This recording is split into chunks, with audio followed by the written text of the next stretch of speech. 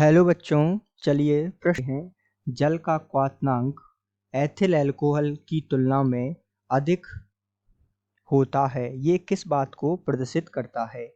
तो आइए बच्चों, मुख्य अवधारणा को समझते हुए हम इस प्रश्न को विस्तार पूर्वक हल करते हैं।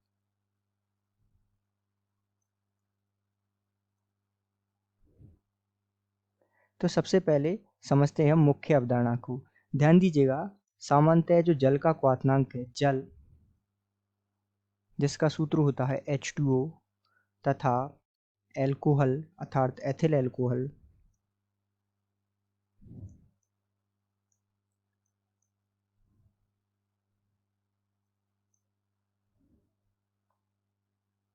जिसका सूत्र होता है C2H5OH।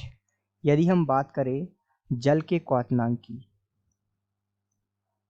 पहले ये मुख्य जानकारी जो है मुख्य अवधारणा के रूप में हम एकत्रित कर लेते हैं, उसके पश्चात इस प्रश्न के हल पर विस्तार पूर्वक चर्चा करेंगे।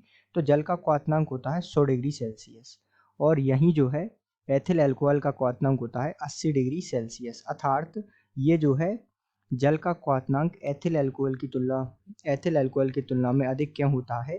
तो जैसा कि हम देख पा रहे हैं कि जल का क्वथनांक जो है अधिक है एथिल अल्कोहल के क्वथनांक के। तो ऐसा होने का मुख्य कारण क्या है, ये जो है हम मुख्य अवधारणा में समझे। तो इसका मुख्य कारण है कि एथेनॉल का वाष्प दाब जो है जल से अधिक होता है। जो एथेनॉल है अर्थात एथिल अल्कोहल है जिसका सूत्र है C2H5OH, जो है इसका जो है वाष्प दाब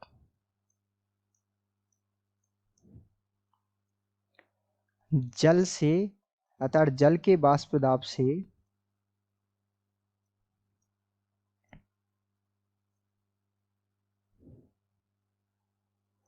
अधिक होता है। इस कारण से जो है यहाँ आप देख पा रहे हैं कि जल का क्वथनांक एथिल अल्कोहल की तुलना में अधिक होता है। अर्थात इस बात को यदि हम और विस्तार पूर्वक समझे तो मान लीजिए कोई द्रव ले लेते हैं जिसका जो है क्वथनांक 80 डिग्री है। ठीक है, मान लीजिए इस प्रकार जो है एक पात्र ले लेते हैं, इसमें जो है इस प्रकार हम द्रव भरा हुआ है, कोई भी द्रव इसमें भरा हुआ है जिसका क्वथनांक 80 डिग्री सेल्सियस हमने लिया है। और यदि हम इसे गर्म करते हैं, इस प्रकार इसे गर्म किया जाता है, तो ध्यान दीजिएगा ये जो द्रव है जैसे जैसे हम गर्म करेंगे ये जो है धीरे धीरे वाष्प में बदलने लगेगा और यहाँ पर जो है वाष्प इसकी पहले से मौजूद रहेगी। अर्थात जिसे हम वाष्पीकरण प्रक्रिया में कहते हैं कि हाँ इसकी थोड़ी बहुत वाष्प जो है मौजूद रहेगी और ऊपर से जो लगने वाला इसका दाब है, ये ऊपर से कौन सा दाब लगेगा, इस पर वायुमंडलीय दाब। इस पर ऊपर से कौन सा दाब लग रहा है, वायुमंडलीय दाब। और नीचे से जो इसकी वाष्प है इसके द्वारा एक दाब लगेगा अर्थात ऊपर की ओर जाने का प्रयास करेगी। तो ये इन दोनों दाबों में जो है यहाँ असमानता पाई जाती है। इन दोनों जो दाब हैं अर्थात वायुमंडलीय दाब और जो वाष्प के द्वारा लगाया जाता है वाष्प दाब, उसमें जो है असमानता पाई जाती है। इस कारण से जो द्रव है वो आसानी से जो है 80 डिग्री पर जो है अपना वाष्पित होने लगता है। तो इस आधार पर जो है कोई भी द्रव जिसका क्वथनांक 80 डिग्री सेल्सियस है वो जो है आसानी से यहाँ वाष्पित होने लगेगा।